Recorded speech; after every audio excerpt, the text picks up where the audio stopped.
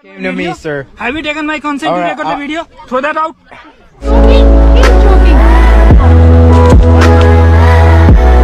यति बेला सामाजिक सञ्जालमा विदेशी पर्यटकलाई दुर्व्यवहार गरेको भिडियो भाइरल भइरहेको छ।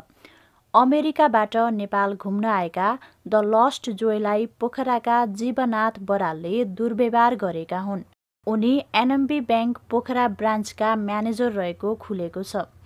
पोखरामा साइकल लिएर डुल्दै गर्दा ती पर्यटक एक पिकनिक स्पोटमा पुग्छन्, जहाँ एक समूहले पिकनिक खाइरहेको हुन्छ। पिकनिकमा सबैले झिक्दै खाँदै गरेको देख्दा फ्रीमा रहेछ जस्तो मान्छन् र यो फ्रीमा हो भनेर पनि सोध्छन्। जोयले त्यहाँ उनीहरूसँगै पिकनिक खाने इच्छा राख्छन् र सोध्छन्, क्यान आई ह्याभ सम? र त्यहाँका मान्छेले स्योर भन्दै उनलाई मासु भात सहितको खाना दिन्छन्।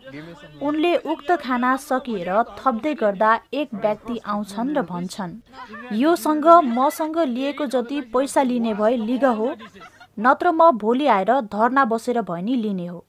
मसँग जति पैसा लिएको हो त्यति योसँग लिग हो। त्यत्तिकैमा जीवानाथले जोयलाई थर्काउँदै यो खाना 300 को हो कि पैसा दे कि सबै भाडा माझ, नत्र म तेरो साइकल खोस्दिन्छु भन्छन्। उनले ती पर्यटकलाई यतिसम्म थर्काउँछन् कि ती पर्यटकले खाँदा खाँदैको थाल छोड्न बाध्य हुन्छन्। त्यसपछि पर्यटक भन्छन्, I will pay for it, don't worry. उनले गोजीबाट पैसा निकाल्दै कति चाहिन्छ लौनुस् भन्दै उक्त व्यक्तिलाई दिन खोज्छन्। पिकनिक गएका अन्य व्यक्तिले तिर्नु पर्दैन भन्दै उक्त व्यक्तिलाई सम्झाउन खोज्छन्, तर उक्त व्यक्ति भड्किरहेका हुन्छन्।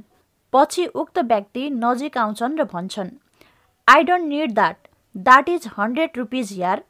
पछि पर्यटकले 1000 रुपियाँ निकाल्छन् र दिन खोज्छन्। त्यत्तिकैमा ती व्यक्ति आफ्नो औलाको सुनको औँठी देखाउँछन्। दिस कस्ट 150,000 रुपिज भन्छन्। अन्तिममा सबैले सम्झाएर उक्त व्यक्तिलाई पछाडि लैजान्छन् र पैसा पर्यटकलाई उनकै गोजीभित्र राख्न आग्रह गर्छन्। पर्यटकले जति पैसा चाहिए पनि दिन्छु भन्छन् र त्यहाँबाट हिँड्छन्।